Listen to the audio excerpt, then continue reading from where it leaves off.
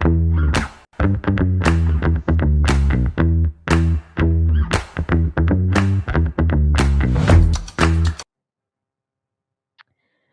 everyone. Welcome to the Sass podcast. I'm your host, Victoria, or Sassy Nerd Girl, either way. Um, if you're new here, welcome. If you're not, welcome back.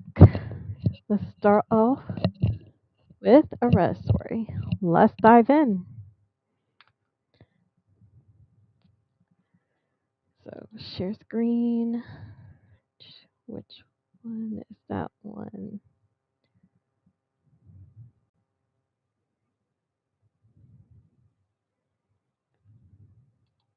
This one. This coming from r/server life. Posted 8 days old. Still questioning my sanity days later. Two little old ladies come in on a busy night. I'm working the floor and bar solo. Greet them, talk about specials, then ask for drink order. Both immediately ask for ice water specifically, as they were parched from the summer heat. They then ask about our light beer options. It's on a glass of Coors Light each. I confirmed before leaving that they indeed want two ice waters and two glasses Coors Lights. Oh yes, the beer would be so nice for when their meal comes. Okay, on it. Go to bar and fill up two ice waters and two Coors Lights. Hold on just a minute. Brought their drinks over after cashing out. Alright. Look at chat on my phone since I'm screen sharing. Alright. Over at the cash at another table and topping up the beers again so they still had a nice head. So less than 5 minutes after they had just ordered, they confirmed their drinks, set the drinks down the table and started saying, I'll be right back to grab your food orders, as I had the kitchen bell ringing and need to run some food. Why did both of these old ladies screech at me in a full dining room after I stepped away? What is this? We don't want war. We don't want this. Please take it away. What? Literally stunned, y'all. I turned around and took the waters back from the table and apologized, dumped waters on my way, and ran food to another table. I always write down all drink orders so I can pair them with food order for our POS system. I swear they definitely ordered the damn waters. They were grouchy with the rest of the meal. No matter what I did, as I said, never had a table so upset. It's been a week, I'm still thinking about it. I know they ordered waters. I confirmed it with them. I repeat them back while I'm writing them down. And then even confirmed it after they ordered the beer. So wait, they didn't know I was bringing water. I'll let it go eventually, but damn, sorry I brought you water. Craziness. Top comment. Sometimes old people are inexplicably terrible. No sense or logic to be made of it, Sally. LOL. Someone responds, usually old people would do this, get something free, as do most complainers, but they must know the waters are complimentary, right? Unless they weren't, I guess. LB response, it was definitely free. His tap water and a dive bar. That's why I was so shocked. Wow. And then someone said, please don't blame me on being old. An asshole is an asshole. Yeah, that's true. So response to that as a nice little lady, I could confirm this. Another comment. Who gets bent out of shape over a glass of free water? If you charge them by mistake for bottled mineral water or something, maybe. OP response, nope, it's a dive bar in a tiny interior BC town, only tap water. Wow, OP's in the comments a lot. One person comments, I'm just impressed you were able to get a decent hit in Coors Light. Your place of work, it just sells way too fast. Someone responds that his top off before running. OP responds, this. I pour three-fourths of it and let it sell slightly when I do something else. Hard pour to get the head before running immediately. Someone says, I do the same. Big brain gain. All right. One person comments, if it's a dive bar like OP said in reply to someone, then I would guess what most likely happened is they didn't think it was water. They most likely were confused and thought it was another alcoholic drink they would have to pay for. OP response, nope. They literally said, we don't order water while yelling at me. The whole conversation we had about light beer was that they couldn't handle alcohol. I sympathized because I don't drink much either. And to add, I also clarified that it was just ice water before I cleared it from the table. They still insisted I removed it. They didn't want it even on the table. Low key offended by water somehow? That's weird. Right, let's see if there's any other more comments by OP.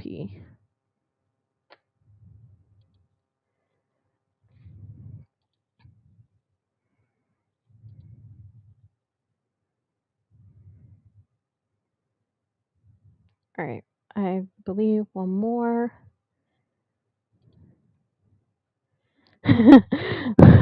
One person commented, only logical conclusion is they are rabid. OP responds, this is where it landed. Oh, that's funny. Alright, moving on. This coming from r/teachers, posted 2 days ago. It's scary how kids can't regulate their emotions when it comes to these phones. You mean these phones? Phones? Interesting grammar there.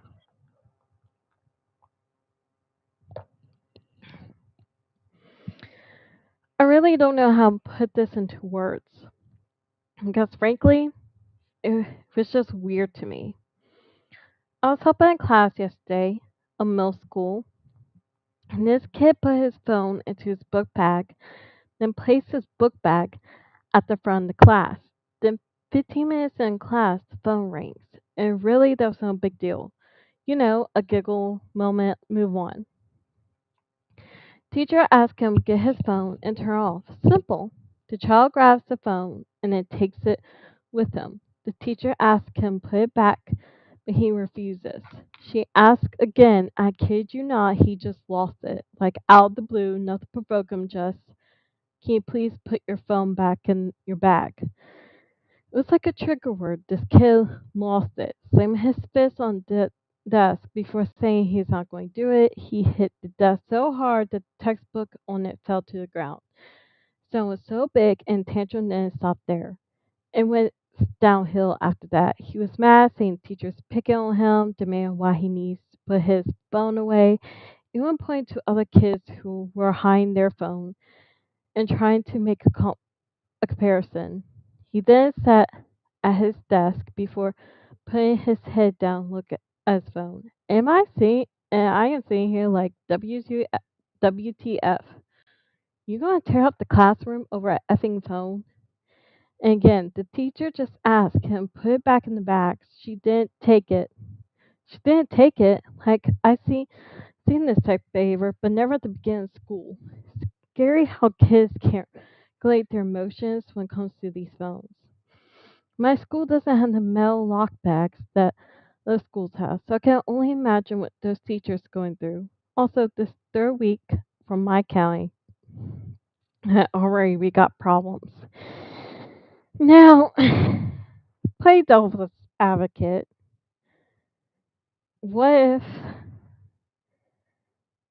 they had an emergency call, or they went to the voicemail, saw the transcript? Because nowadays there's a transcript to voicemails, and it was an emergency. and he want to keep his phone close in case more text calls come in. Though, however, he could just said that. So, eh. Talk comment. Reactions like that just confirm that phone ban is the right move. Some people are like literally addicted to their phones. Same way others are addicted to gambling. Phone bans don't work without strong administrative support though. The minute he started acting like that, the teacher should have been able to call him in to come take his phone for the rest of the day and give him detention. Alright, let's see if OP has any comments.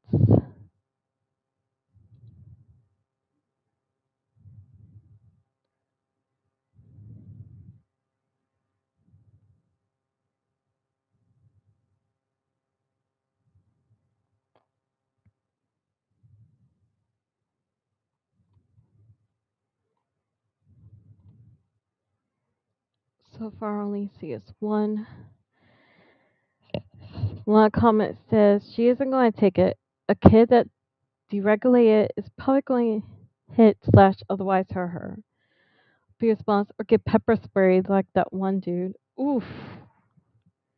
Yikes. That's crazy.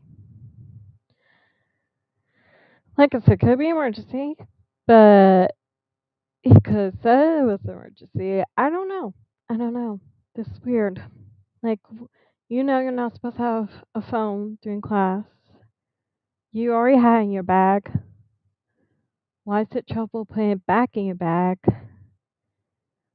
I guess unless he got some bad news on his phone. I don't know. It's weird. It's so weird. Anyway, moving on.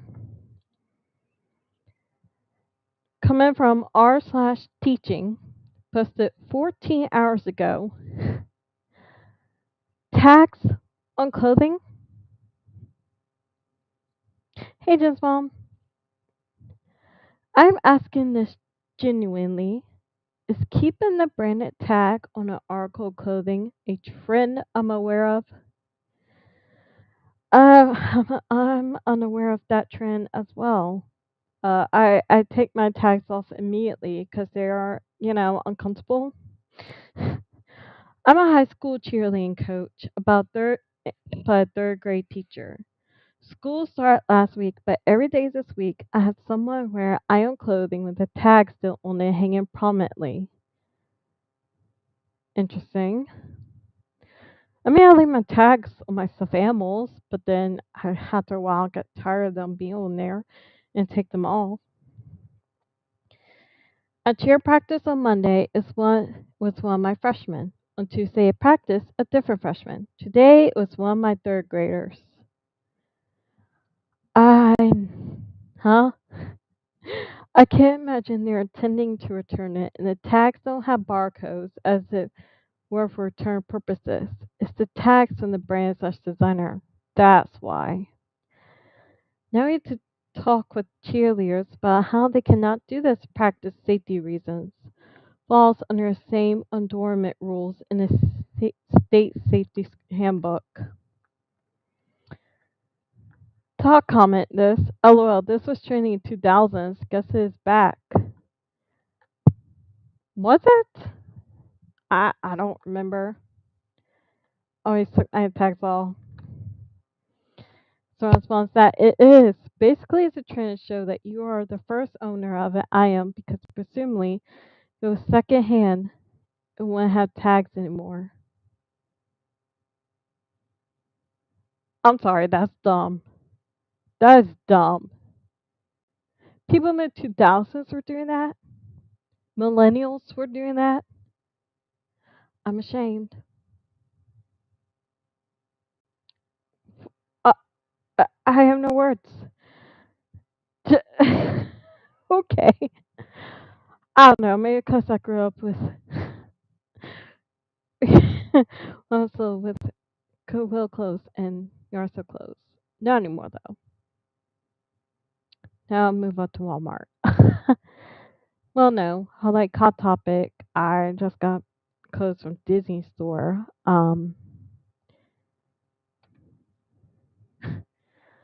Craziness.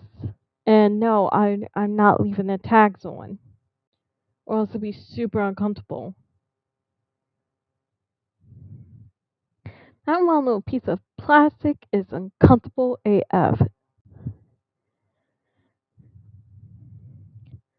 Someone responds, I can't imagine caring about such a thing. Me either. On myself or another. I mean, I'm not going to tell people what they can enjoy, but I can't relate. Yeah. Someone responds to that. Some of them care so much they think it's a fashion faux pas to not having your entire outfit be from the same designer. What is this, the Met Gala? Someone responds, WTF, that's so stupid. What is that? Why does it even matter for some people? Shaking my head. It's not weird this trend and how it's from the 2000s. Same. Secondhand is the best in my opinion. Agree, disagree.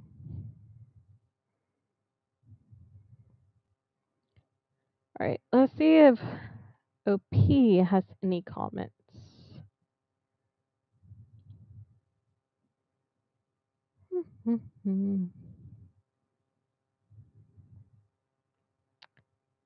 So far, no. So far, I don't see any from that post. Oh, hey, they play Sims. teach, teach all day, Sims all night.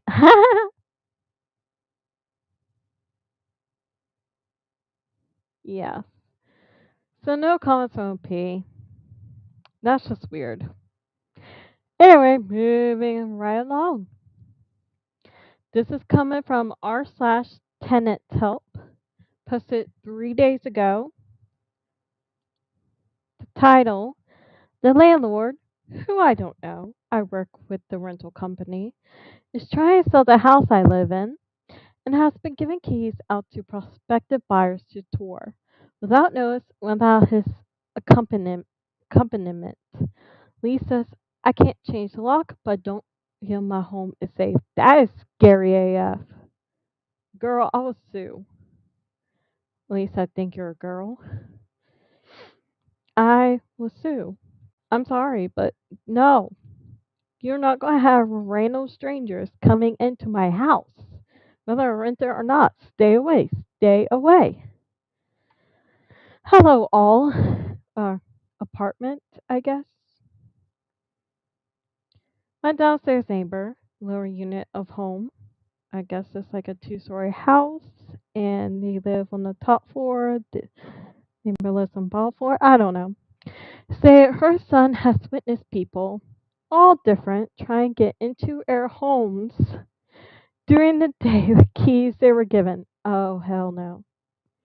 The landlord does not accompany them, and there is no notice to us as residents. That should be illegal. That's not right. I just learned that multiple times over the course of the last few days, people I don't know have been entering my unit to tour by themselves. I'm irate, and I reach out to the company, which they respond with, we let the landlord know." Did you? Because why are strangers still coming in?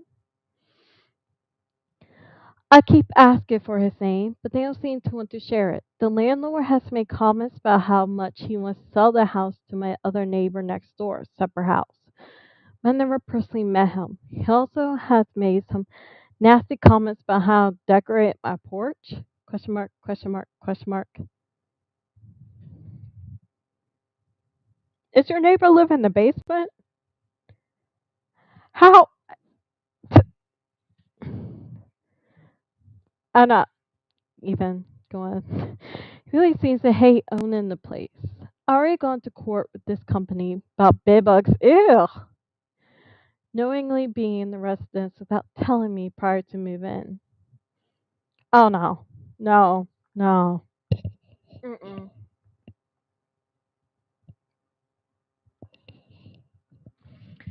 move, and then burn the house. It's my second time now in 3 months. I'm at a loss as to what to do.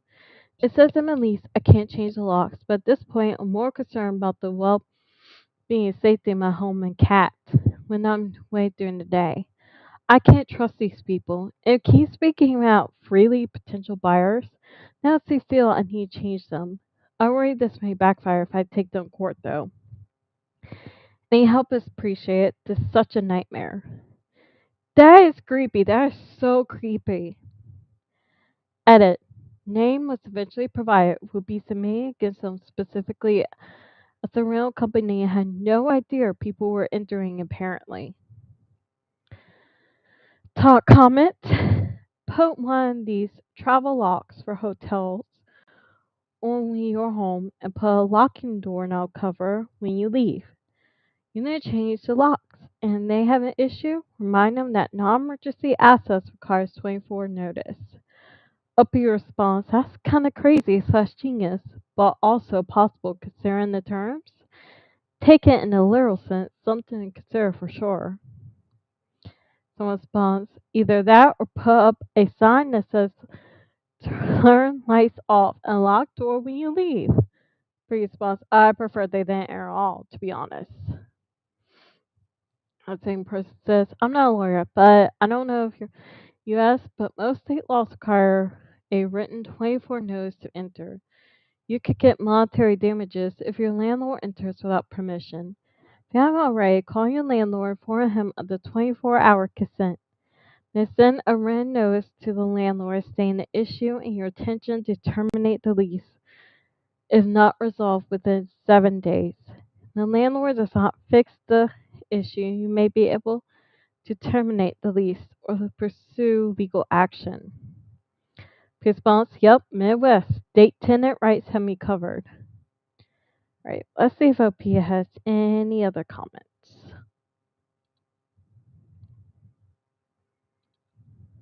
That is just crazy.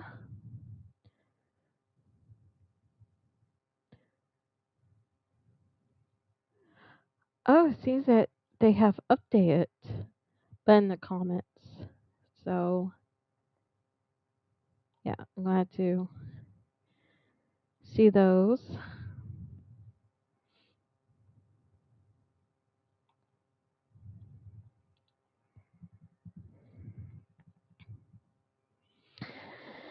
Okay, someone says sign somewhere inside about IO and video surveillance. An obvious place. Inside security cameras, police with evidence, and publicly with video. Notice in non-emergency, LL seriously in violation. Visitors could be charged at least with trespassing, gray area, LL gave permission, or even breaking and entering, LL charged with aiding and abetting trespass violation of state laws. A response. So good news, my neighbor's on is very on top of security in the area. She managed to get video on her ring camera of the guy coming by. She is shown asking man why he was there in response with, I'm here to check out this place. She's amazing, to say the least. Then P responds to that with another update. Although my cat fear motion sensor camera notifications were off, it seems those were indeed taking people in my home in the kitchen on 2 occasions. On 2 occasions as well. We'll be looking over all the posts in the last month or two to make sure it only happened twice. No, get the F out of my kitchen. I'll be angry. I'll be angry. Alright, moving right along. This coming from r slash today at effed up, which is r slash tifu, Tifu, posted 14 hours ago. Today I effed up by trying to impress my boss on Zoom. So this happened yesterday. Let me get rid of this one. I work remotely and we have big client meetings scheduled with my boss and about 12 other people on Zoom. I thought this was my chance to look sharp and professional. So put on my best shirt, fix my hair, even practice my inti- attentive nodding in the mirror. The problem is, I only dressed from the waist up. Of course you did. Below camera level, I was rocking SpongeBob pajama shorts. No big deal, right? I've been doing this for years. Halfway through the meeting, my boss says, "Can you share your screen, but also grab that binder from your shelf? It'd be easier to explain." Now, my shelf is about 3 feet behind me. I figure I'll just stand up quickly, grab it, and sit back down before anyone notices. Before anyone notices SpongeBob shorts? What I didn't account for was two things. My webcam was tilted down slightly. My pajama shorts are bright yellow with little Patrick stars all over them. I stood up for a weird silence and the client burst out laughing. My boss mutters, "Oh my god." One of the senior managers goes, "Next outfit jam." In panic mode, I knocked over my coffee mug. Oh my god. It was spilled directly onto my keyboard. That's funny. Zoom immediately froze on the most unflattering screenshot of me standing in SpongeBob shorts, my mouth wide open like I'd just seen a ghost. Needless to say, spent the rest of the meeting quietly listening to my phone while IT tried to resuscitate my laptop. Now my new office nickname is SpongeBob Executive Pants.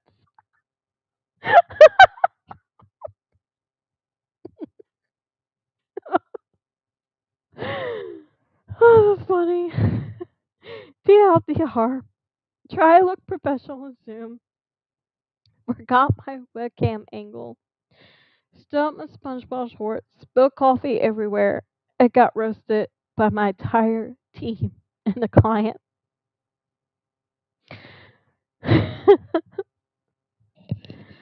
uh, Top comment says, "We're way too far into work from home for you to be feeling this hard.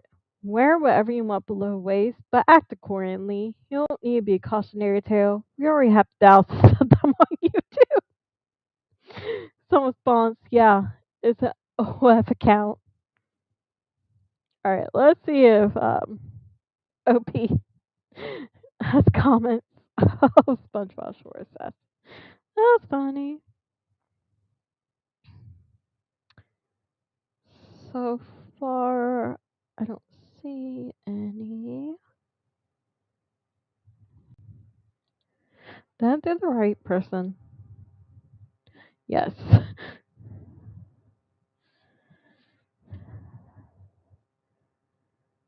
Right. So OP has not commented on that post.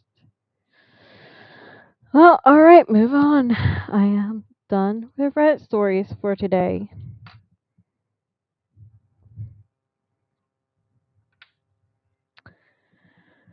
Moving on to Taylor Swift. Taylor Swift announces new album, The Life of a Showgirl. Was able to announce last week, but I'm going to this week. So I know about the engagement. I'll get to that in a minute. A countdown to 12:12 a.m. ET appeared on Swift's website 3 hours before the news landed. Taylor Swift's new era is on the horizon. Are you ready for it? Yep. After teasing fans with a cryptic social media post, pop star announced her 12th studio album website early Tuesday. Swift's website showed pre-orders for The Life of a Showgirl, with no other information available. Swift's social media profile pictures also changed to a mint green rectangle with an orange lock emblazoned in the center. It's the same image in place of an album cover on her site. The pre-orders will ship before October 13th, but the website said that is not a release date, and that the official date will be announced later. A countdown announcement first appeared on Swift's website 3 hours before news landed. Fans use Swift's penchant for teasing new albums to occur stay up until 12:12 a.m. Eastern. Site pure crashed for some users once the countdown expired. Here's a post. Sorry I can't go out tonight. Here's what the site posted on this countdown. Earlier in the day, Swiss fans known as Swifties, went into frenzy after Instagram account for New Heights teased a major guest for its next episode. Podcast is hosted by Swiss boyfriend, Kansas City Chiefs star Travis Kelce, and his brother, retired NFL star Jason Kelce. Jason Kelce wore a shirt with Swiss face on it. In the background of the post was a glare of orange that matched the countdown to her website. Some fans joked that they could recognize Swiss silhouette anywhere. The podcast's social media page later confirms Swift be the guest by posting a video clip of her singing with a boyfriend as they record the show. We're about to do a effing podcast, Swift exclaimed. Another clip was posted at 12:12 a.m. of Swift revealing the new album to the brothers. It's my brand new album, The Life of a Showgirl, Swift says. Jason Kelce screamed in excitement. The new Heist Instagram post coincide with another teaser. Hey Amanda, post from Taylor's Nation, a social media account affiliated with Swiss team. Taylor and Nation shared a carousel of 12 photos on Instagram featuring Swift during the Eras tour performing in orange outfits. The caption read, "Thinking about when she said, 'See you next era.'" Tuesday is also August 12th last week, or week before, I don't know, to add fuel to the rampant online speculation about the news. One fan wrote on X, the 12s are 12ing. Swift's 12th album is first to be released after the Love Story singer gained ownership of her entire catalog, a music career that spans nearly 20 years. She announced in May that she was able to purchase the masters of her first 6 records from Shamrock Capital. Swift was unable to purchase her rights before her first label, Big Machine Records, was sold in 2019 to a holding company partially owned by music manager Scooter Braun. Braun later sold Swift's catalog to Shamrock Capital after Swift publicly declared she would re-record those 6 albums to keep ownership of her life's work. Ugh, it keeps flying down my chair. Okay. She released 4 of the 6 albums prior to being able to buy the masters back, each reaching number 1 on the Billboard 200 chart. The announcement also comes months after Swift concluded her Eras tour in December 2024. The tour, which ran for nearly 2 years and hit 50 cities on 5 continents for 149 shows, grossed more than any other on record. The Imposter Station took fans through a journey of all her albums during the 3-hour set. Then redid the entire show upon the release of her 11th album, The Tortured Poets Department. Swift debut album in 2006 is the only one of 11 studio albums to never reach number 1 chart, though it did break the top 5 as peak. Alright, now moving on to other Taylor Swift news.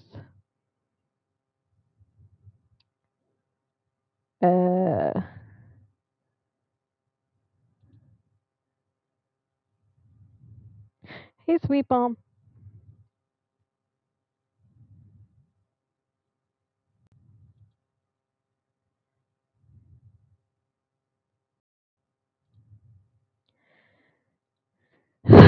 Okay. Taylor Swift and Travis Kelce are engaged. Your English teacher and gym teacher are getting married. Taylor, will you be a music teacher? I mean, she does write her songs, but she does music. The Kansas City Chiefs star popped the question with an oh my brilliant cut ring he designed with Kindred Lubeck of artifacts fine jewelry. I'm gonna be honest. I'll probably get flack for this, backlash for this. Um, I don't know how I feel about this. It's not like I don't like Travis. I kind of like Joe Alwyn a little bit better because he helped to write some really cool songs on Folklore and Evermore. But I digress. Um, I feel like ever since they started dating, Travis been getting a lot more famous than he already was. I mean, he ended up getting a job as a host for a smart fifth grader, and then he was in a cameo, an acting role in Happy Gilmore 2. So it's like, I mean, I know he was already famous making money, but I'm not much into football, so I had no idea who he was until he started dating Taylor. Um, but as for other Swifties as well. But I mean, it could be just people like, hey, you're dating Taylor Swift. We're going to have you to probably get the tea on Taylor. Or he knew that it will make him famous and it will get him roles. I don't know. I I'm on the fence about this. I'm happy for her, but at the same time, I'm like, is he using her? Like, I mean, you look at other football players like Terry Crews. He set on his own and got stuff on his own after retiring from football. He didn't date a pop star till a number one charting pop star. He um he hosts AGT in a few acting roles. But he did that himself. So I honestly don't know how I feel about this. I'll keep reading. One step closer to Endgame, Taylor Swift and Travis Kelsey are engaged. The cruel summer singer and the Kansas City Chiefs tight end, both 35, announced their engagement in a joint post on Instagram alongside several photos from their floral-filled garden proposal on Tuesday, August 26th.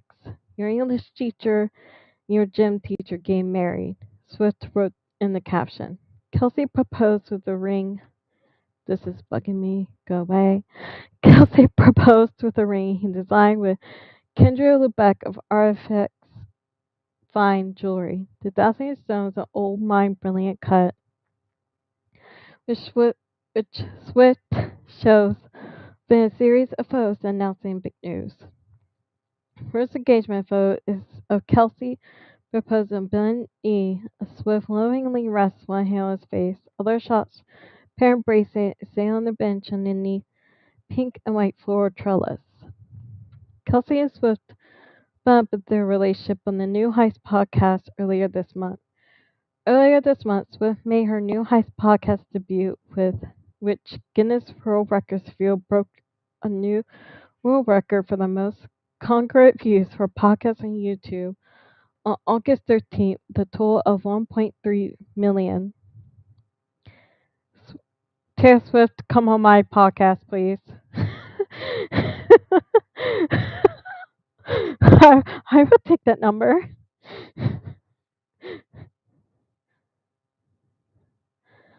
Swift not only announced her upcoming 12th studio album, The Life of a Showgirl, with the help of her now fiance and his brother Jason on their podcast, but she also opened up about her relationship with Kelsey, including hinting that they live together. I knew that he wasn't crazy the first couple of times we talked. I was just like, he's truly getting to know me in a way that's very natural, very pure, very normal. The style seems to on the podcast, and that Kelsey can make her laugh so immediately about normal things. Paul Star when described the football player as a vibe booster in one's life that he's in.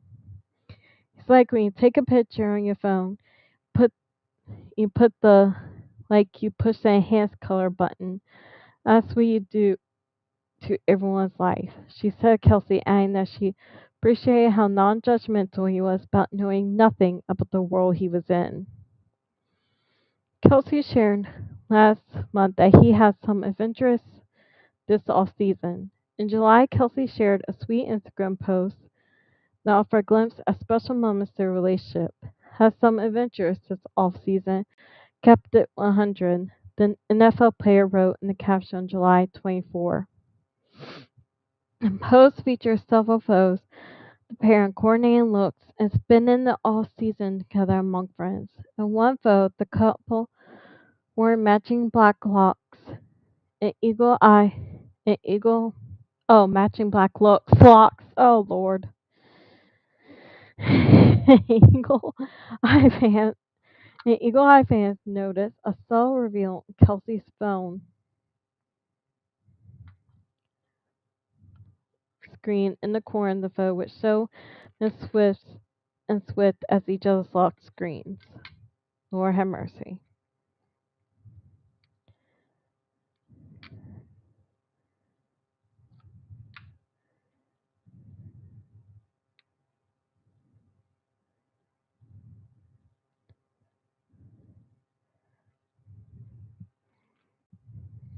Okay, I'm stamping my to-do list. Another photo, Swift humorously trying on Kelsey's thick framed black glasses for size. She grinned while sitting next to her. The pair also sport coordinating baseball caps. Kelsey's ring captain and Swift's ring first mate. Huh. Also featured in the post were several photos of the snowy Montana couple's getaway the pair embarked on earlier this year, including a photo of the couple laughing as they sat coordinating black and white fluffy hats. People previously confirmed pair was spotted spending time at the Yellowstone Club in Big Sky, Montana, alongside mutual friends Erin Andrews and their husband Jarrett Stoll.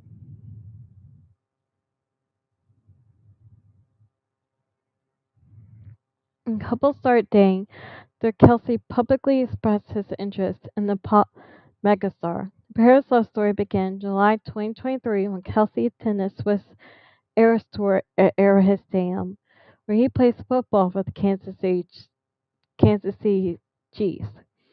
A few weeks after attending the concert, Kelsey revealed that he actually tried and failed to meet Swift. He also admitted to being a little butthurt that he wasn't able to execute his plan to deliver a personalized bracelet with his number Swift. Okay. I didn't get to hand her one of the bracelets I made for her. He said on his new Heist with Jason Travis Kelsey podcast. A few months later, Swift and Kelsey sparked dating rumors when she made a surprise appearance at his Chiefs game in September 2023, watching from the tight end suite alongside his mother, Donna. She was even captured cheering as Kelsey scored a touchdown, and the two were seen walking out together after the game. The 14-time Grammy winner revealed for her Times 2023 Person of the Year interview that she and the NFL star had begun hanging out after he made his revelation podcast that he had went to meet her. So that's a unique ring. It does scream Taylor. So we actually had a significant amount of time that no one knew, which I'm grateful for because we got to know each we got to get to know each other, she said, clarifying the timeline of the relationship. At the time I went to that first game, we were a couple. I think some people think they saw first date at that game. We would never be psychotic enough to hard launch a first date. She also spent time with a football player in New York City as they were photographed holding hands while walking around the city after making surprise appearances on Saturday Night Live in October 2023. The couple also attended the Chiefs holiday party in Kansas City, a holiday pop-up bar that December. Never miss a oh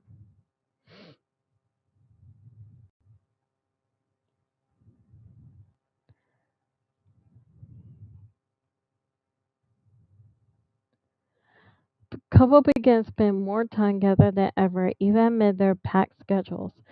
She attended several more Chiefs games that season, including the Chiefs' 2024 Super Bowl win.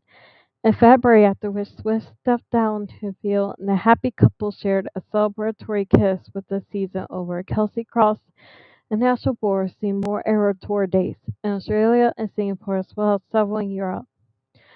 At a June concert at London's Wembley Stadium, the football star even made a surprise appearance on stage, joining the rinks of Swiss background dancers for a choreography.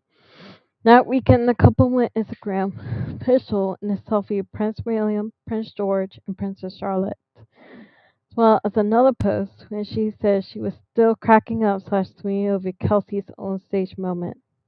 The couple's relationship crossed toward its 1 year mark. Kelsey also spoke about their pairing. You want to keep things private, but at the same time, I'm not here to hide anything. Natalie said on the June episode of Barstool Sports Bustin' with the Boys podcast. That's my girl, you know what I mean? That's my lady. So it's like, I'm proud of that. On the podcast, he also seemingly confirmed that the song So High School, a track off a Swiss torture poet's apartment album, the noble line, you know how ball, I know Aristotle. It's about his relationship with Swift. A host suggested he makes an appearance in the song. Dasley slyly replied, I think so. I think so. You know what I'm saying? Kelsey even joined Swift on stage during a sold out Eras tour. The Mathematics singer has worked her boyfriend into her concerts in another fun way. During the final song of her Eras tour shows, Karma Swift will switch up the lyrics to Karma is the guy in the cheese coming straight home to me, shouting out Kelsey and his team, which typically had the crowd cheering even louder. First time Kelsey heard the lyrics dedicated to him at her November 2023 concert in Buenos Aires, he was visibly surprised and excited. She would usually make this change up when he was in the audience. As Swift wrapped up her record-breaking Eras tour in the fall of 2024, Kelsey attended his final show in Minneapolis in November. Meanwhile, Swift supported him at his football games between the final stops she had in North America for her tour, sometimes accompanied by her and Kelsey's parents. Though Kelsey was unable to make it to her final show in Vancouver on December 8th, he surprised her days later with an Eras Tour themed party complete with friendship bracelets and an iconic 2022 hat. That's sweet. I might have changed my mind a little bit. Let's let's read the comments.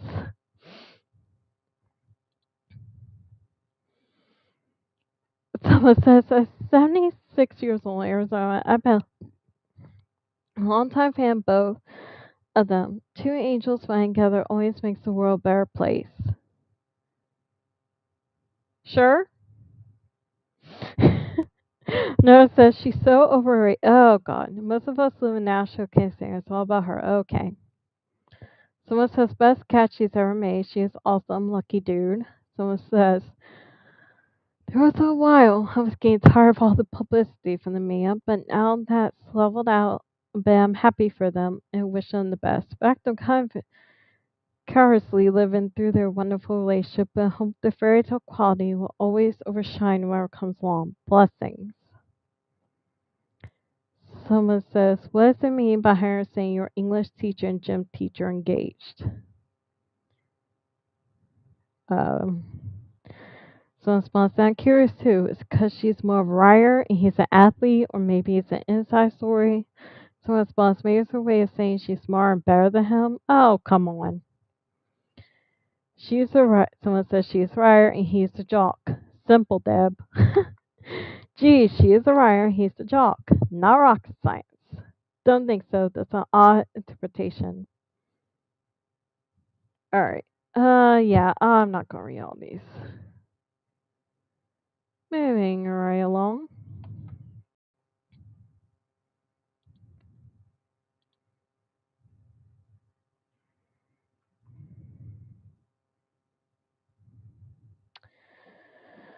Okay. Gal Gadot clarifies Snow White didn't fail solely because of Israel's support, despite almost visceral fan response.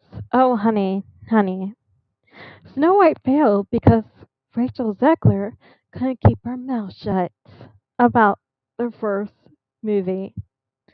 Okay? Let's just keep it a buck.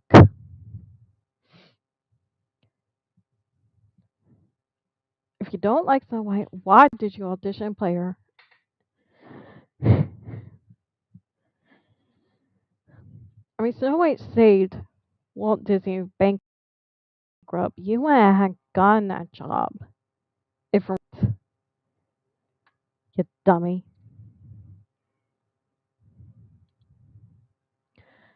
After Gal Gadot brought up the pressure on Hollywood to speak out against Israel, she clarified that wasn't the only reason Snow White's box office flop. No, it wasn't. I didn't care about that. No, it's because Rachel Zegler disrespected the original movie, disrespected Walt Disney, disrespected the whole dang company. Following her appearance on the usually talk show, The A Talks, where she said the Disney live action remake was greatly affected by discourse around her and Rachel Zegler's opposing stances on the Israel Hamas war. I was honored to join an extraordinary interview with inspiring interviewers whose questions go straight to the heart, wrote Godot Sunday on her Instagram story. Sometimes we respond questions from an emotional place. When the film came out, I felt that those who are against Israel criticized me in a very personal, almost visceral way. They saw me first and foremost as an Israeli, not as an actress. The perspective I spoke from when I answered the question. I thought she killed it as the evil queen. Gadot continued. Of course, the film didn't feel silly because of my external pressures. No, it didn't. It failed because, again, Rachel Zegler couldn't keep her mouth shut. Bob Iger, throw a spine. Gal Gadot, of course the film didn't fail, so, oh yeah. There are many factors that determine why a film succeeds or fails, and success is never guaranteed. It failed because of Rachel Zegler. On the A Talks, the actress said that she really enjoyed filming this movie. I even enjoyed working with Rachel Zegler. Did you? Or are you just being nice? We laughed, we talked, it was fun. I was sure that this movie is going to be a huge success. No, not when she was yapping. The Prince was a stalker. It's not 1937 anymore.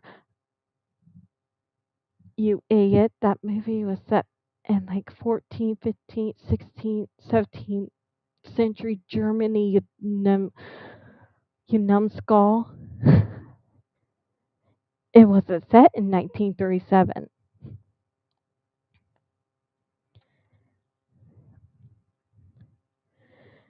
And then October 7th happened, and what's happened in all kinds of industries.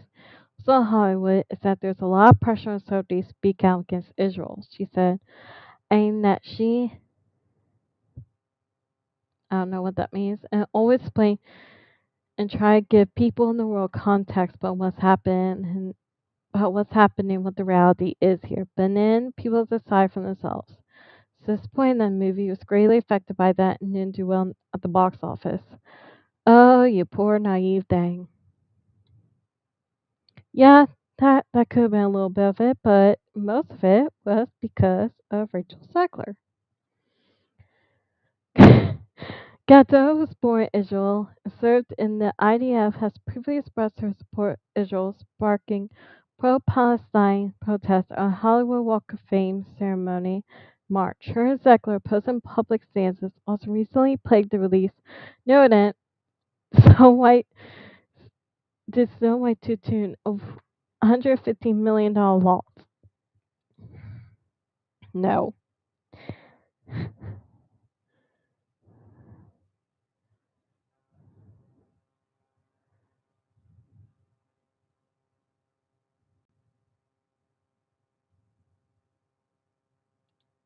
I don't see any comments blaming Rachel. Sorry, not sorry.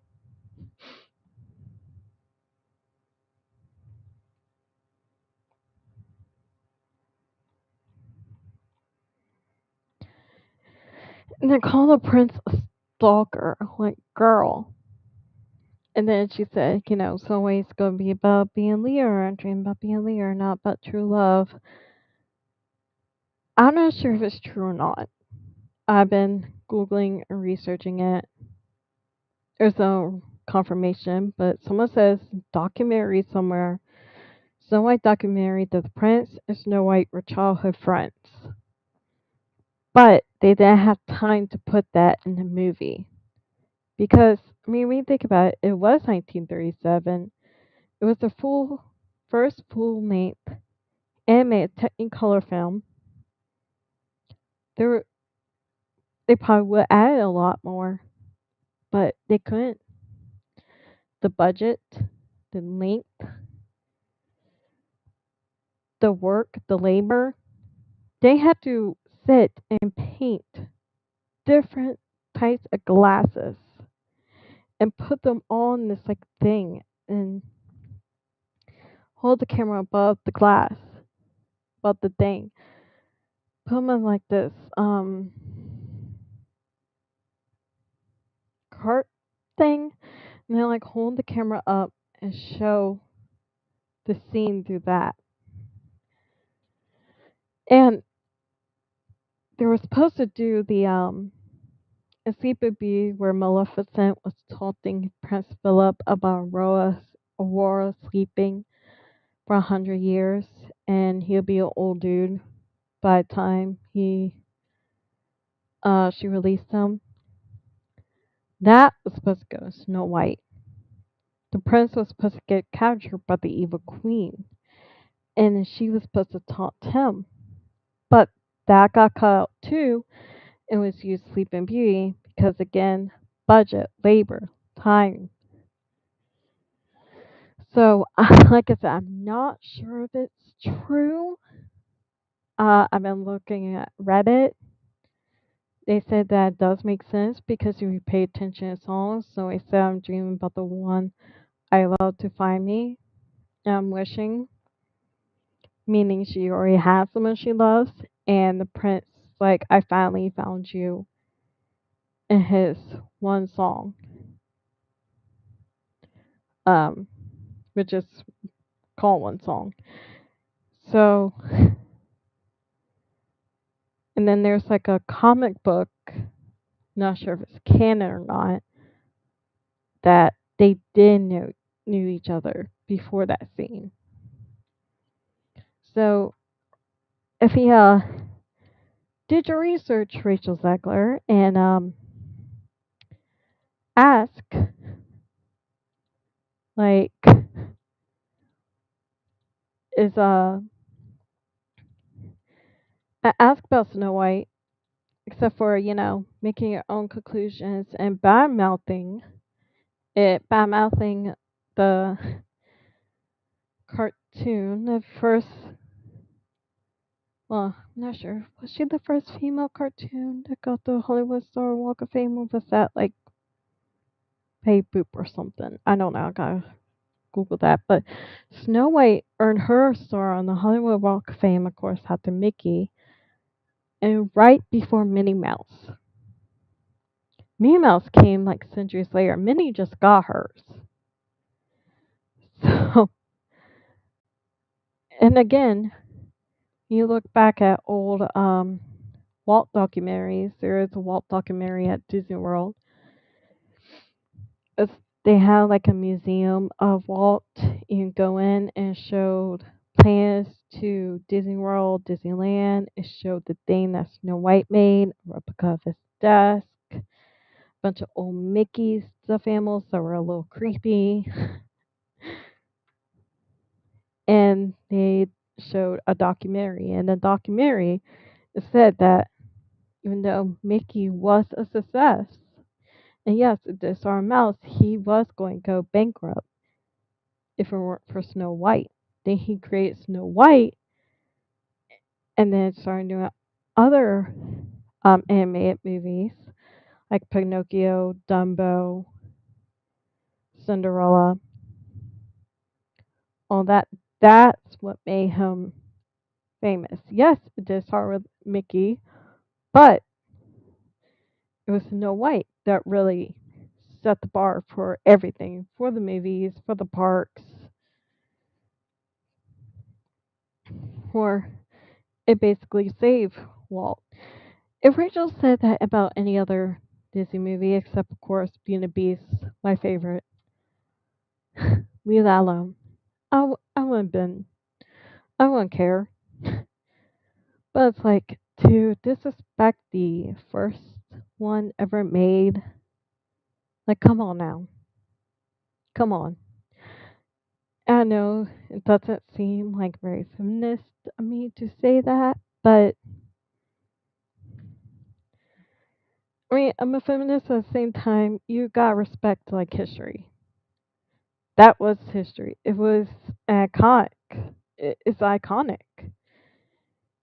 So anyway, moving on to the Menendez brothers. I do have some controversial opinions about this.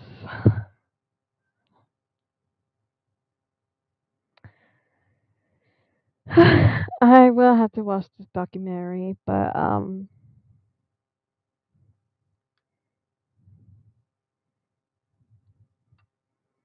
I do believe that they were assaulted. Does that mean that they should have unalived the parents? I don't know. I mean, like if your parent is doing that to you, I'm sorry, then they don't deserve to live. I'm sorry. That's just my opinion. I think there should be some precedence, some like a difference between an actual murder and as a victim um, getting rid of their abuser. Like there was this one girl who killed a man that was assaulting another girl. He was assaulting different women. And she got life in prison. She saved that girl from being hard, and she got life in prison. A lot of people believe that the judge who did that, who was an old white man, was racist because she was black. So that's great. Apparently, hashtag Me Too didn't last very long. Anyway, both Menendez brothers were denied parole. There were 5 takeaways from the hearings. I was disappointed when I heard this. I think they did their time, and I think they should be out. But then I heard why they were denied, and I'm like, you idiots! Like, why couldn't you behave?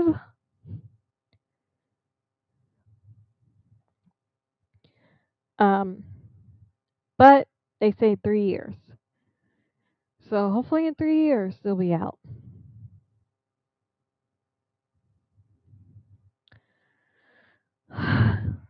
I know it's a controversial opinion. I know that, but do I think they're going to just go and unalive people? No, I don't. I don't think they are serial killers. I think they just panicked and did something stupid. I mean, even though they say people do that, especially parents to their own child, don't deserve live, nonetheless, it is stupid because it does get you in prison. despite what people have to say about it. And it does make you look bad in the public eye. Even though you are a victim, people are still going to blame you. So it's either way. And to be fair, people want to say that they were men. They were kids. Lyle was like in his early 20s. Eric was like 18. They didn't know better. They were dumb. They, they were just kids, not knowing what to do. Okay, Los Angeles AP, whatever that means. Eric and Lyle Menendez were denied parole by a California board this week after decades in prison for killing their parents in 1989 at the Beverly Hills mansion. During 2 days of hearings, the brothers were each questioned by panels of two commissioners and asked to speak with complete candor on the abuse they suffered in their childhood, their mindsets leading up to, after the murders, and various prison transgressions. And I do believe them because, one, the pictures that were showed in court were disgusting. Why do you have pictures of your child naked? If it weren't like in a tub or anything like that, something cute, why would you keep them in a box? That's creepy. And family members have come out and said that they believe the abuse, that Eric wrote a letter to a cousin expressing it, that Jose also suffered abuse, so he, of course, passed along to his kids because it becomes a cycle. So I know it's weird. It's like, shouldn't you, like, why?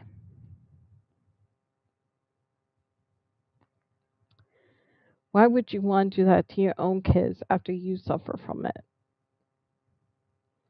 It's a cycle. It's a weird cycle, but it does happen. Um, what else? What else was I going to say? Oh yeah, there was this prosecutor too who was stupid AF during the trial who said that men can't be um art. Are you dumb? If there's a hole, you can get art. Just saying. The brothers were sentenced to life in prison in 1996 for fatally shooting Jose and Kay Menendez. Case has long captivated true crime enthusiasts, with the brothers amassing public support in the past year after shows on Netflix renewed interest. They didn't have to kill him, but I mean, could have shot him in the leg or something. Grab the stuff and run.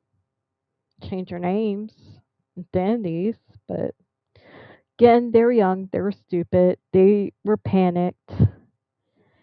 The hearings marked the closest that they have come to freedom since the convictions. Despite each receiving 3-year denials, they will be eligible to request administrative review in 1 year. Oh, that's good. If granted, it could appear before the parole board again as early as 18 months from now. Oh, that's good. Here are takeaways from the hearings. I know I'm going to get flack for this. I know it's controversial, but like I said, do I think they're a dangerous society? No, I don't. Having prohibited cell phones is not a minor prison infraction. While it might not seem like a big deal to the non-incarcerated public, commissioners emphasized to the brothers that their use of illicit cell phones cast a shadow on their posts on the positive achievements while behind bars. Idiots. I am mad about this. Come on now. Cell phones can be used to order hits, move drugs in prison, and coordinate attacks on officers. They noted. Their presence meant a correctional officer had to smuggle them in, and a prison gang may have benefited from a tax on it. Commissioner Robert Barton told Eric Menendez. Well, I got in terms of the phone, and my connection with the outside world was far greater than the consequence of me getting caught with the phone. Eric Menendez said. He said he used it to speak with his wife, watch YouTube, listen to music, and watch pornography. Oh, you had me with the Eric. Why? Dude, you just made it hard for you to want you out, dummy.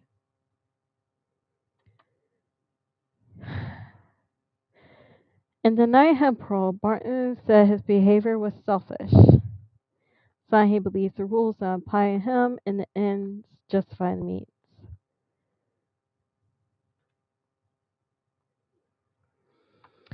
The YouTube music and the porn is selfish, but speaking to his wife, I mean, they could have a little bit more phone time because I know like phones in prison is ridiculous.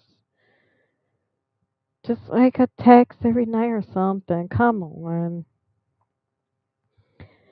And di- and denying him parole, Barton said oh, I said that. Lyle Menendez also had two recent cell phone infractions. Oh my god. Including one in March. He said correctional staffers were monitoring his communications with his wife, families, and selling their content in tabloids, so he saw cell phones as a privacy measure. Oh, at least Lyle's mature, Eric. So a lot of stress in his marriage around the time he transferred to prison in San Diego. He wanted to stay in touch with his wife, he said. I had convinced myself that this was a means that was harming anyone but myself in a rule violation. Menendez said, I didn't think it really disrupted prison management very much. Rich people are dumb. See, at my look, they're stupid. They're just stupid. Okay? So do I think they're in today's society? No. Because they are both very stupid. To do. Eric Menendez commit more serious rules infractions. Jesus Christ. It's like I feel bad for them, but at the same time, I'm like, y'all are dumb. Y'all stupid. Commissioners questioned why he associated himself with a prison gang called the Two Fivers and helped them with a tax scheme around 2013.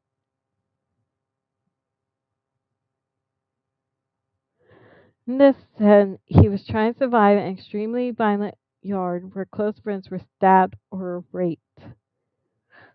Ooh, that sucks. I was in tremendous fear, he said. When two fivers came and asked for help, I thought this was a great opportunity to align myself with them and to survive. Menendez told commissioners that he prioritized protecting himself on the rules because at the time he had no hope of ever getting out. He used drugs and alcohol. Oh, come on, dude. Early years behind bars, but became sober in 2013, his mother's birthday. He said, okay, well, that's good.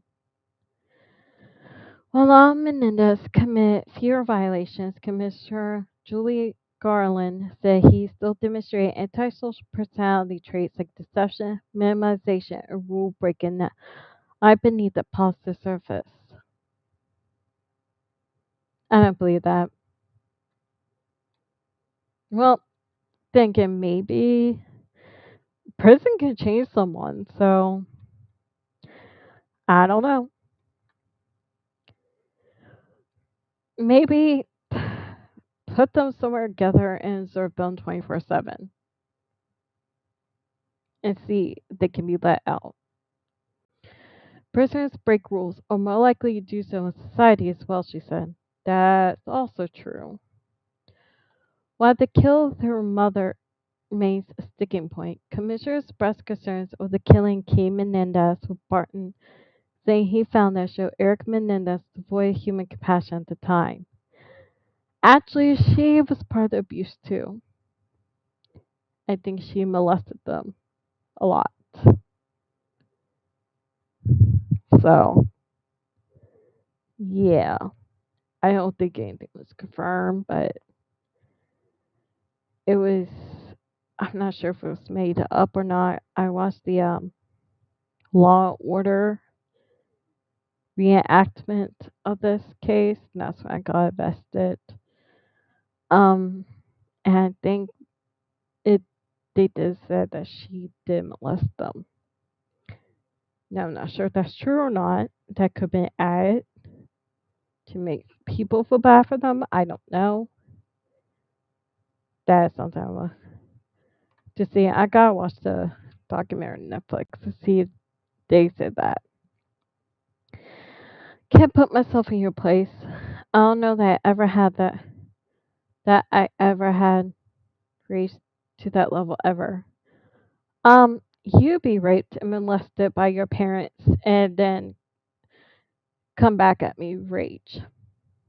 Burton said, but that's still concerning, especially since it seems she was also a victim herself to domestic violence. Yeah, doing that. That's why she molested her sons, you idiot. If it's true. Hold on, let me Google that. Did Kitty Menendez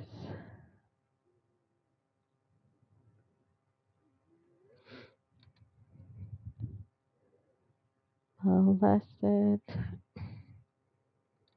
her sons?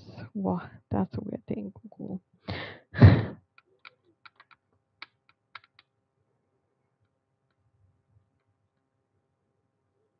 Lyle did testify in court that his mother is very strange, frequently violent, and that she, like his father, sexually abused him.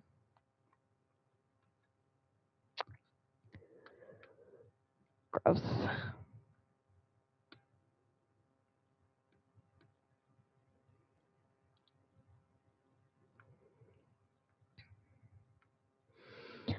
Yeah. Okay, so it was on Reddit that she would go into Lyle's bathroom when he was bathing. When he was 14, and he got on top of his cousin Diane and touched her, which is very similar to what he did to Eric when he was 8, I think, in terms of mirroring behavior, her being incredibly possessive over Lyle in regards to his girlfriends. Oh, that's ew.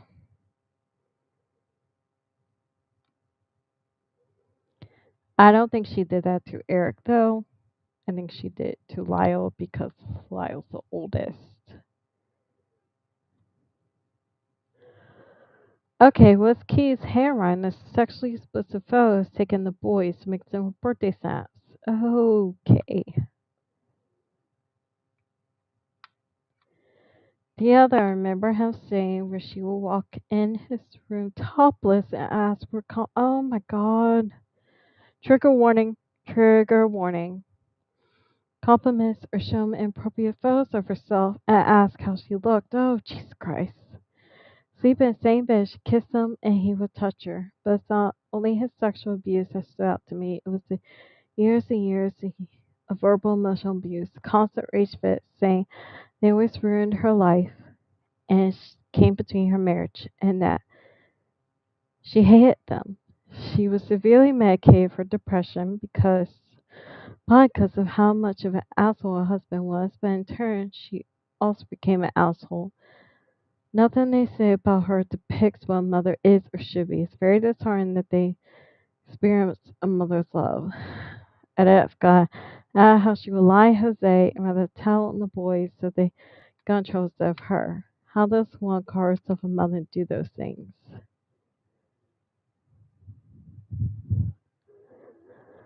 Well, that's sick. Okay. Oh. Oh. Hello, Sister Summer on TikTok. I didn't see you. I'm sorry. I apologize. I'm I had to. do screen share. So I didn't see you. I'm sorry. Um, I have people on YouTube and Twitch. We're streaming.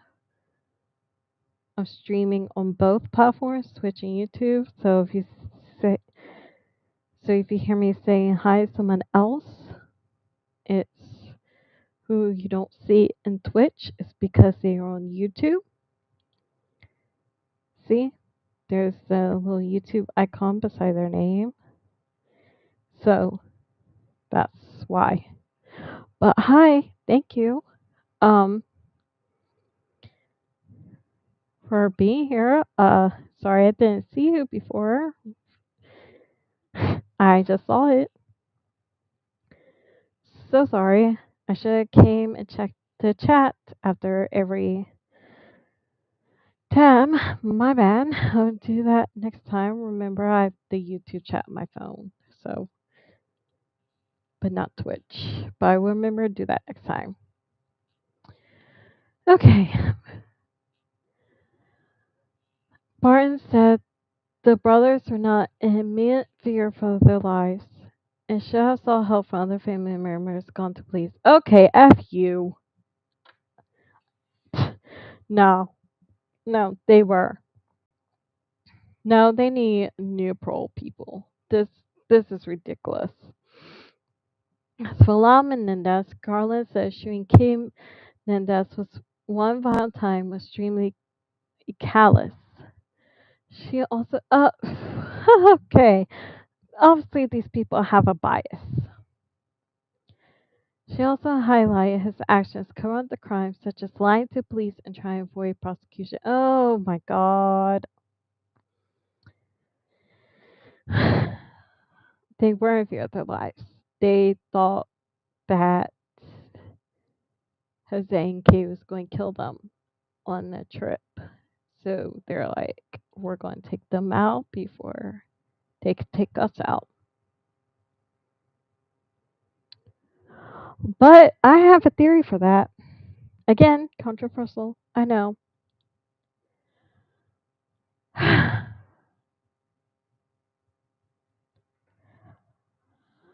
believe Jose and Kay, of course, they know their sons, right? A parent knows their child.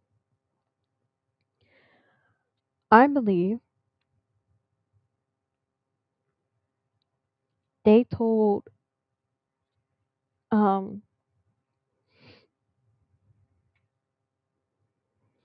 I believe they planned this.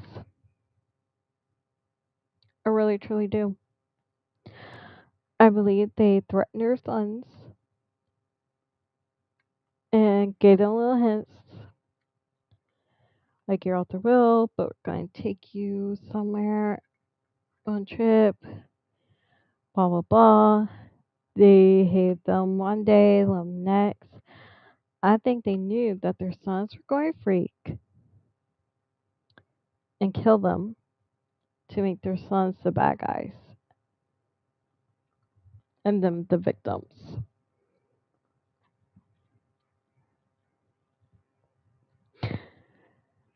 That's just my opinion. That's my theory. Parole denials are not heard of for prisoners with moderate risk. Governor Gavin Newsom previously ordered the California Parole Board to conduct a risk assessment of the brothers in response to a clemency request. Sarah made public LA County District Attorney Nathan Hochman revealed in May that the brothers were deemed moderate risk. They're just stupid. Barnes said he deemed that assessment being neutral as far as he considered it at all.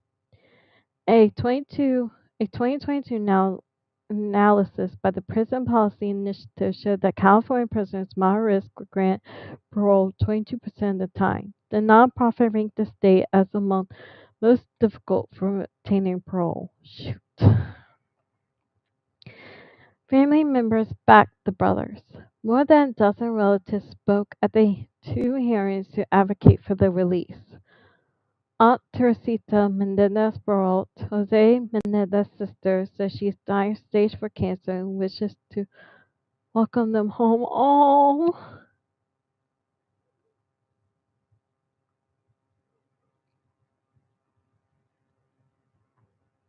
Oh, that's sad. Oh no. Oh, that's heartbreaking. Oh, I hope they let her see her. To make clear that although I love my brother, I have fully forgiven Eric, she said. Eric carries himself kindness, integrity, and strength that comes from patience and grace. Natasha Leonardo, King Menendez's great niece, promised the parole board that she buy a home of unconditional love and stability from Colorado where he could spend time with family and nature. Family members said in a statement, while they are disappointed parole was denied, they are not discouraged. We know they are good men who have done the work to rehabilitate and are remorseful, they said. We love them unconditionally and will continue to stand by them on the journey ahead. Oh, that's so sad. Oh. Oh, I feel bad for them. Anyway, get off here. Um, be back next week. Is it tomorrow next week? So yeah, be next Tuesday with the podcast. Anyway, see y'all next time.